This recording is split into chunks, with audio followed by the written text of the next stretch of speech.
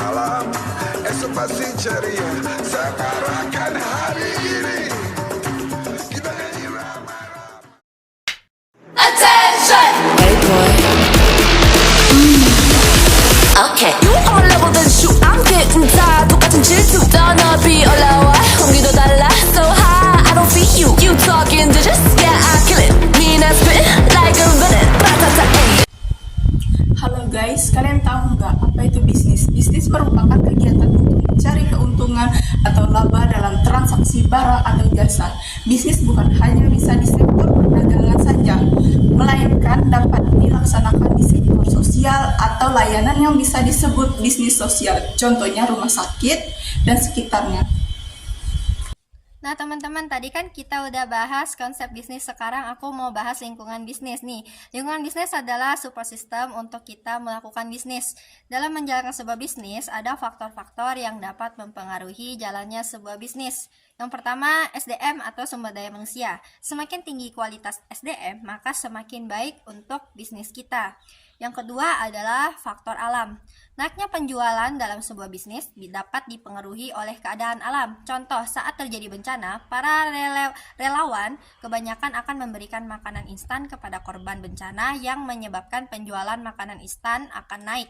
Yang ketiga adalah teknologi. Selama masa pandemi, kita dituntut untuk bisa menaklukkan teknologi. Dengan teknologi, kita dapat mempromosikan bisnis kita dengan lebih mudah dan bisnis kita dapat dijangkau oleh banyak orang.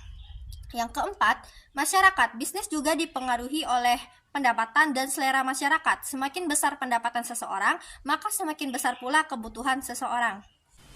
Halo guys, di sini saya akan menjelaskan mengenai bisnis awareness. Dalam menjalani sebuah bisnis, kita juga harus mengetahui kebiasaan masyarakat di seluruh wilayah seperti restoran McD di Amerika yang berbeda dengan seluruh McD yang ada di Indonesia.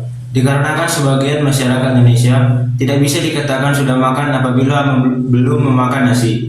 Maka McD Indonesia menambahkan nasi pada menunya yang berbeda dengan cabang McD di Amerika yang tidak memiliki bentuk nasi di dalam menunya.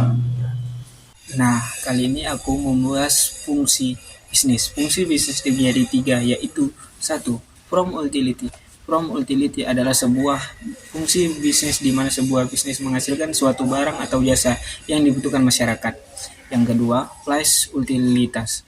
Place utilitas adalah sebuah fungsi di mana sebuah bisnis menyalurkan sebuah barang atau jasa ke lokasi yang dijangkau konsumen. Yang ketiga, possession utility, yang merupakan fungsi penjualan dalam berbisnis.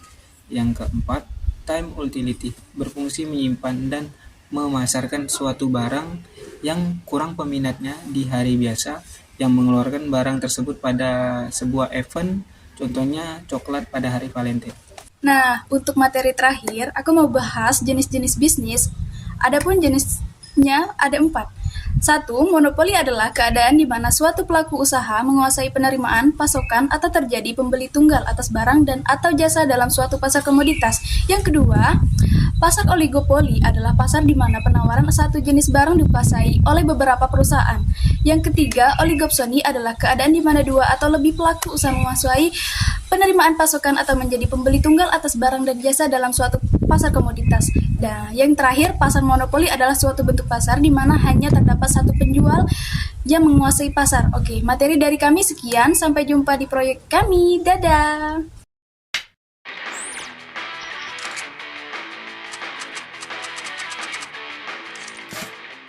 Perjalanan kita selesai. Ayo kita pergi.